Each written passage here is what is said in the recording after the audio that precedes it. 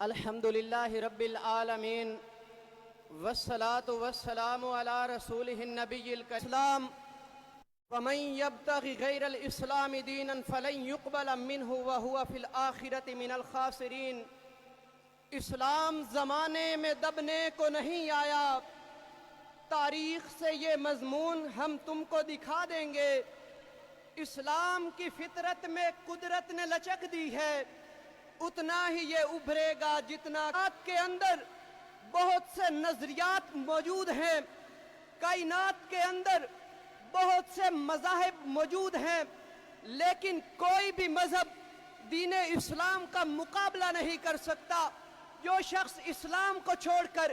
ہندو مذہب کو اختیار کرے گا، جو شخص اسلام کو چھوڑ کر عیسائیت کو اختیار کرے گا فَلَن يُقْبَلَ مِنْهُ وَهُوَ فِي الْآخِرَةِ مِنَ الْخَاسِرِينَ۔ اس سے اسلام کے علاوہ کوئی بھی مذہب قبول نہیں کیا جائے گا، وَهُوَ فِي الْآخِرَةِ مِنَ الْخَاسِرِينَ، اور وہ کل قیامت والے دن بھی۔ آج کچھ لوگ کہتے ہیں،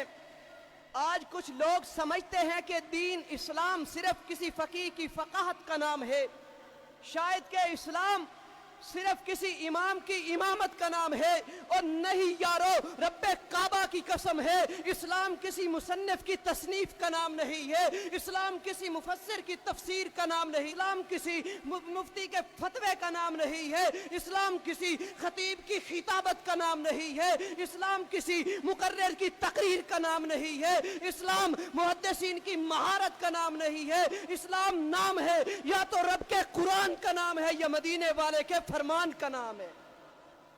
کی امامت نہیں چل سکتی، نبی علیہ السلام کی امامت کے مقابلے میں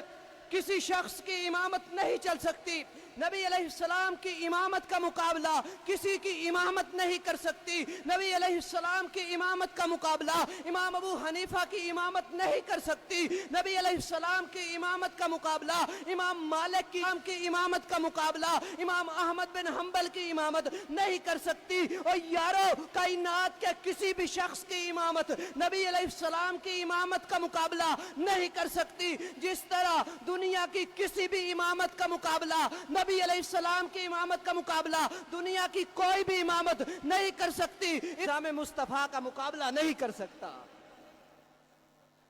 حضرات، یہ بات یاد رکھنا، آج اگر چاہتے ہو ہمارا معاشرہ پرامن ہو جائے، ہمارے معاشرے میں امن قائم ہو جائے، ہمارا معاشرہ امن و آشتی کا گہوارہ بن جائے، ہمارے معاشرے سے قتل و غارت، چوری ڈکیتی ختم ہو جائے،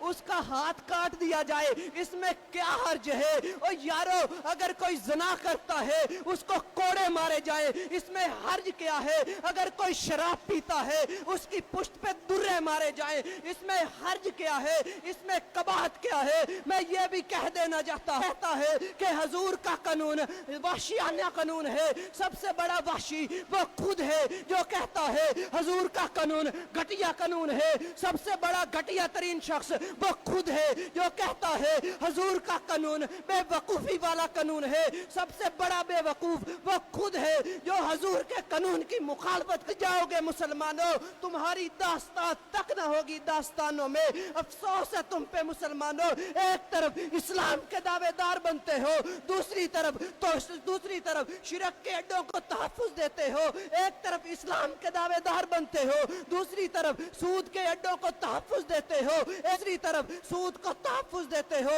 ایک طرف اسلام کے دعوے دار بنتے ہو، دوسری طرف ٹرانسجینڈر جیسے بل پاس کرتے ہو، ایک طرف اسلام کے دعوے دار بنتے ہو، دوسری طرف قانون سازیاں کرتے ہو، ایک طرف اسلام کے دعوے دار بنتے ہو، دوسری طرف نظام مصطفیٰ کو پسے پشت پھینکتے ہو، اور وفادار بنتے ہو تو وفا کر کے دکھاؤ۔ ذرا غور کرنا، جہاد کا مقصد نفاذ اسلام ہے، اگر نفاذ اسلام کو ختم کر دیا جائے، نفاذ اسلام کو مٹا دیا جائے تو جہاد کا مقصد مٹ جاتا ہے، جہاد کا مقصد ختم ہو جاتا ہے۔ دیکھ لیجئے شہید کروائے تو نفاذ اسلام کی خاطر نبی علیہ السلام حنین کے میدان میں گئے، نفاذ اسلام کی خاطر نبی علیہ السلام خیبر کے میدان میں گئے، نفاذ اسلام کی خاطر نبی علیہ السلام تبوک کے میدان میں گئے، نفاذ اسلام کی خاطر نبی علیہ السلام نے مکہ فتح کیا، تکلیف کا سامنا کیا، تکلیف کو برداشت کیا، نفاذ اسلام کی خاطر صحابہ نے قربانیاں دی، بچے شہید کروائے، نفاذ اسلام کی خاطر ہمارے اسلاف نے جیلوں میں جانا گوارا کر لیا، نفاذ اسلام کی خاطر علامہ شہید نے اپنے جسم کے لوتھڑے کروائے ہو، کامیابی چاہتے ہو، کفر کو مٹانا چاہتے ہو، کائنات کے اندر نظام مصطفیٰ کو لاگو کرنا ہوگا۔ آخری بات سن لیجئے، اگر جان کا نذرانہ پیش کرنا پڑے کر دینا، لیکن کبھی اسلام پہ آنچ نہ آنے دینا، کیونکہ فنا فی اللہ کی زمانہ خوب واقف ہے ہمارا